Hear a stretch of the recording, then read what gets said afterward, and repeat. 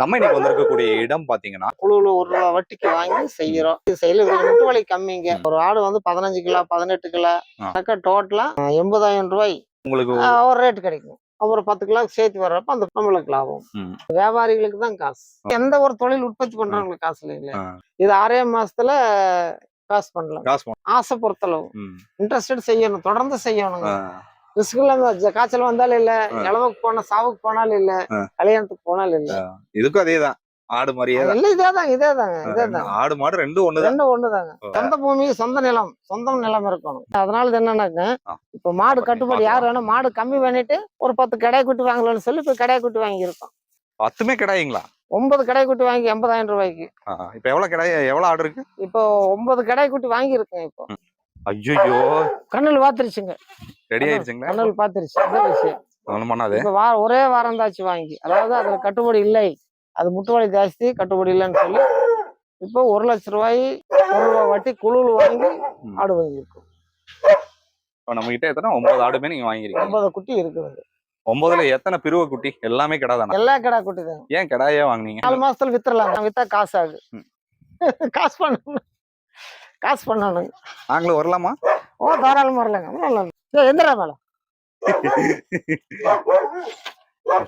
எந்திர மேல டென்ஷனே ஆயிட்டீங்க. இல்லைங்க, அதுக்கு மிரட்டல கொடுத்தா தான் அதுவும் எந்திரிக்கல.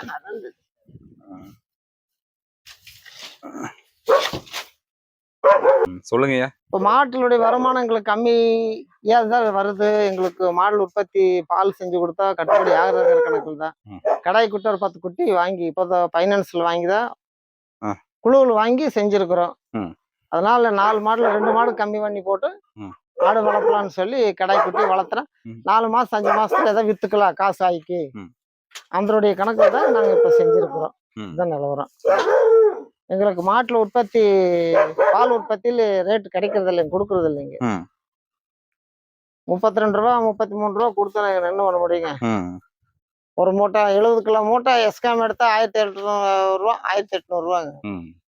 50 கிலோ லோ குவாலிட்டி எடுத்தனா 1000 ரூபா. முதல்ல 950 ரூபா 900 ரூபா கொடுத்தாங்க. இப்ப 1000 ரூபாய் ஆகி போச்சுங்க. இதெல்லாம் இருக்குதுங்க நிலவரம். அதனால சரி, இது ஒரு வருமானம். முட்டுவலி இதுக்கு கொஞ்சம் கம்மி, மாட்டு கொஞ்சம் முட்டுவலி ஜாஸ்தி. முட்டுவலி கம்மியா இருக்கிறதுனால ஆட்டுக்குட்டி வச்சிருக்கிறோம். இதான் நிலவரங்க. 4 மாடு இன்னும் 2 மாடு கம்மி பண்ணலான்னு இருக்கிறோங்க.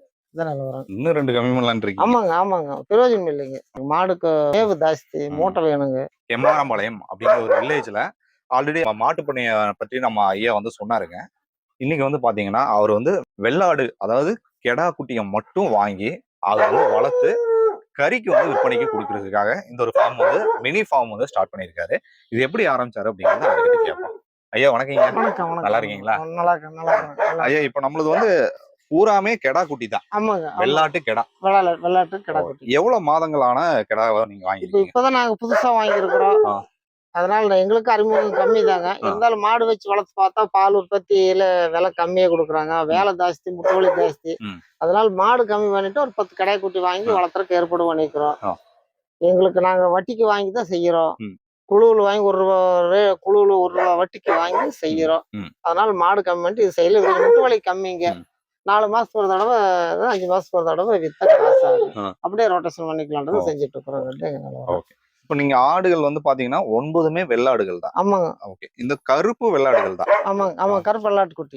கருப்பு வெள்ளாடுங்க. இது ஒரு கிடா வந்து என்ன ரேட்டுக்கு நீங்க வாங்கிருக்கீங்க? இப்ப வாங்கினது வந்து கிலோ 550 ரூபாங்க. இது எவ்வளவு கிலோ இருக்குங்க? கிலோ கணக்கு வாங்கினோம். ஒரு ஆடு வந்து 15 கிலோ 18 கிலோ வெறும் ஒரு குட்டி வந்துச்சு. அதனால என்னன்னாக்கா டோட்டலா 80,000 ரூபாய், 80,180 ரூபாங்க. ஒரே ஆள்கிட்ட தான் வாங்கிருக்கீங்க? ஒரே ஆளு வியாபாரி கிட்ட வாங்க. 80,180 ரூபாய்க்கு பில் போட்டு கொடுத்தாங்க. 80,000 ரூபாய் ரொக்கமா கொடுத்தாச்சு 9 குட்டிக்கு. இது இன்னும் எவ்வளவு மாதங்கள் நீங்க வளர்ப்பீங்க?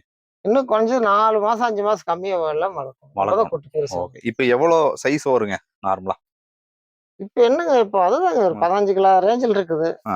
ஒரு 25 கிலோ ரேஞ்சில் இன்னும் 10 கிலோ வெயிட் ஏத்தணுங்க. ஓகே. 10 கிலோ வெயிட் ஏத்திட்டா உங்களுக்கு ஒரு ரேட் கிடைக்கும். இப்ப ரூ. 80,000 நீங்க மகளிர் சுயஉதவி குழு ஆமா மூலமா வாங்கிடலாம். வாங்கி 9 ஆடுகள வந்து வளர்த்து ஒரு 10 கிலோ அதிகப்படுத்தும் போது, ஆமாங்க. உங்களுக்கு எவ்வளவு ரூபாய் வந்து இதுல நிக்கிறது? இப்ப அதே ரேட்டுக்கு குடுத்தாலுமே ரூ. 550 ஒரு கிலோ குடுத்தாலும் கூட ஆ. 25 கிலோக்கானா நீங்க கணக்கு போட்டுக்கங்க. ஆ. டபுள் வரும்லங்க. ம், ம், ம், அப்புறம் 10 கிலோக்கு சேர்த்து வர்றப்ப, அந்த 10 கிலோ வர்றப்ப நம்மளுக்கு லாபம். ம். ஐயா இப்போ கறிக்கடையில எல்லாம் ரூ. 900 வரைக்கும் வந்துருச்சு. ஆமாங்க. ஆனா வியாபாரிகளான அதாவது நீங்க வந்து நான் உற்பத்தி உற்பத்தி பண்றோம். பண்ணக்கூடியவங்க. ஆமாங்க. நீங்க வந்து ரொம்ப குறைவான விலையை சொல்றீங்களே. இல்ல அவங்க அதான் ரேட் குடுத்தாங்க. ஆ. இப்ப அவங்க அதான் குடுத்தாங்க. ம். நம்மகிட்ட கம்மியா தான் வாங்குவாங்க. ஆ. அந்த வியாபாரிகளுக்கு தான் காசு. ஓ. கசாய் வெட்டுறவங்களுக்கு தான் காசு. ம். அதான் அவங்க கேக்குறேன். தராசுல தான் காசு. ஆ. எங்களுக்கு அதான் உற்பத்தி எந்த ஒரு தொழில் உற்பத்தி ஆ. பண்றவங்களுக்கு காசு இல்லைங்களே. ஆ. வியாபாரத்துக்கும் ம். விக்கிறவங்களுக்கு தான் காசு. உற்பத்தி ம். பண்ணவங்களுக்கு யாருக்குமே ரேட் இல்லைங்க. ம். விவசாயில எடுத்துட்டீங்கன்னா தக்காளி வச்சா 25 கூட 25 டிப்பர் 30 டிப்பர் எடுத்துட்டு போனோம். ம். ஒவ்வொரு டைம்ல 700 800க்கு வித்துச்சு. ஆ. கடைசியில பார்த்தா ஒரு டிப்பர் ரூ. 100 கொடுத்துட்டு வந்தோம். ஓ. அதுல உற்பத்தி செலவு எவ்வளவு ஆச்சு? ம். கண்டிப்பாங்கய்யா. 5 டைம் தக்காளியில ஒரு டைம்ல 700 800 வித்துச்சு. ம். 4 டைம் தக்காளி வேஸ்டா போச்சுங்க. ம். வேஸ்ட்டுங்க. அழிச்சிட்டோம். அதுக்கு போட்ட முட்டுவலி வேஸ்ட்டு. ம். ம். ம். இதானே. ம். என்னென்ன தீவனங்கள் இப்ப ஆடுகளுக்கு குடுத்துட்டு இப்ப என்னங்க பட்டுப்பூச்சி, ம். முருங்கை செடி, வேப்ப செடி, மலைவேம்பு செடி, ஆ. அப்புறம் சக்கரவள்ளி இதெல்லாம் இருக்குதுங்க ஓரம்பாரம். அதெல்லாம் வெட்டி கொடுக்குறோம். ம். குடுத்துட்டு இருக்கீங்க. வேற என்ன தீவனங்கள் நீங்க இது செப்பரேட்டா? அப்புறம் மாட்டு கொடுக்கறது தான் ஆ. மூட்டை தீவனை. ம். அந்த புண்ணாக்கு, கொஞ்சம் தவிடு, ம். கொஞ்சம் கஞ்சி, ம். இப்படி எல்லாம் கொடுக்குறோம். எக்ஸ்ட்ரா இதையும் நீங்க ஆமாங்க, குடுத்துட்டீங்க. ஆமாங்க. அப்பதான் கொஞ்சம் வெயிட் ஆமாங்க. மாட்டு கொடுக்கறது இதையும் இதுக்காக கொடுத்துட்டோம். ஓகே. இப்ப செட் வந்து இப்போ இது மாட்டுக்கு போட்ட செட் தான் இல்லைங்களா? ஆமாங்க. இல்ல இது ஆட்டுக்கண்ணே போட்ட செட்டு தான். தனியா செப்பரேட்டா போட்டுருக்கீங்க. ஆமாங்க. மாட்டு லாபம் இல்லங்கிற கணக்குல ஆ. ஆடு வளர்ப்புக்காக போட்ட செட்டு தான். ஓகே. இது எவ்வளவு இருக்குங்க? இது என்னங்க இதனுடைய பயிர் விட்டாலும் தெரியலைங்க. ம். 20க்கு 17. ம். 20க்கு 17ன்னு சொல்லி ஒரு செட்டு போட்டிருக்கிறோம். ஓகே. இதான் நிலவரங்க. ஓகே. நேற்று ஒரு விவசாயி அவர்களை சந்திச்சேங்க. சரிங்க. அவரு சொன்ன ஒரு பதில் வந்து சொல்லுங்க. எனக்கு ஆட்டுனால பெருசா ஒரு லாபம் இல்ல. சரிங்க. நான் மாடு தான் அதிகப்படுத்துறேன்னு சொன்னாரு. அப்படியே நீங்க அப்ப சொல்லக்கூடிய சரிங்க. அவர் வளர்த்தா அதுல இன்னொன்னு இருக்குங்க. ஆ. அவர் வந்து சொந்த நிலம் வச்சிருப்பாங்க. சரிங்கய்யா. சொந்த நிலம் குத்தகை வச்சிருக்காங்க. நிலங்கிறனால ஆமாங்க. ஆ. இப்ப நாங்க எதுவும் பெருசு இங்க செய்ய முடியாதுங்க. சரிங்க. இப்போ பைப் நெட்ட புடிங்கிட்டு போயிடலாம். ம். 2 தடவை புடிங்கி நெட்ட நம்மளுக்கு செலவு ஜாஸ்தி. ஆமாங்க. அவங்க ஒரு தடவை செட்டு 1 லட்சமோ 2 லட்சமோ போட்டு செட்டு போட்டாச்சுன்னா ஆ. 10 வருஷம் 20 வருஷம் ஒரு இடத்துல இருக்கலாம். இருக்கலாம். நாம அப்படி எப்ப வேணாலும் தூக்கிடுவாங்க. மீறின 5 வருஷம் 4 வருஷம் 2 வருஷத்துல போங்கன்னா போயிடும். ஓ. நாம இது பிடிவாதம் பண்ண முடியாது. அதான். அதனாலதான் நாங்க இப்படி சொல்றோம். ம். இப்ப எங்களுக்கு இப்ப அதே மாதிரி கவர்மெண்ட்ல இருந்து ஹெல்ப் பண்ணா கொஞ்சம் ஹெல்ப் கிடைக்கும். ஓ. ஆனா எங்களை இருந்து கம்மி விலைக்கு பால் எடுக்கிறாங்க. ஆனா ஆ. பால் ஊத்துறவங்களுக்கு எந்த ஒரு ஹெல்ப் கிடைக்கும். கிடைக்கிறது. ஐயா இப்போ நீங்க பார்த்ததும் எல்லாருமே அந்த பிரிவு குட்டி வாங்குவாங்க. ஆமாங்க. பெண் குட்டியை வாங்கி ஆமாங்க. அதனுடைய இனவிருத்தி அதிகப்படுத்தும். ஆமாங்க. ஆனா அப்ப நீங்க அது லேட் ஆகுங்க. அது ஏதாவது நான் காசு பாக்குறதுக்கு லேட் ஆகும். ஆனா நீங்க மட்டும் கெடா குட்டிகளா வாங்கி ஆமாங்க. அத வந்து அதிகப்படுத்தி இப்ப நீங்க கறி பெண் குட்டி கொடுக்குறீங்க. வாங்கினா 1.5 வருஷம் 2 வருஷம் ஆகுங்க. ஆ. பெண் குட்டி வாங்கி ஆ. அது பருவத்துக்கு வந்து குட்டி போட்டு குட்டி வளர்த்து பெருசாகிறதுக்கு 2 வருஷம் 1.5 வருஷம் ஆகும். இது 6 மாசத்துல காசு பண்ணலாம். இதுல ஒரு 100 குட்டி நம்ம வாங்குறோம். 100 கிடாய் வாங்குறோம்னா ஆமாங்க. ஒரு 6 மாசத்துல வளர்த்தோம்னா நல்ல லாபமா நல்ல லாபம் கிடைக்கும். ஆனா அதை வச்சு ஜமாளிக்கணும் இல்லைங்க. அதுக்கு முன்னாடி போகணும் இல்ல. அதுக்கு மேவு கொடுக்கணும் இல்ல. மேவு கொடுக்கணும். செலவுகள் இருக்கு. செலவு இருக்குல்ல. ஆ. பாதுகாக்கணும் இல்ல. ஆமா. நோய் நொடி வராம பாத்துக்கணும். ஆ.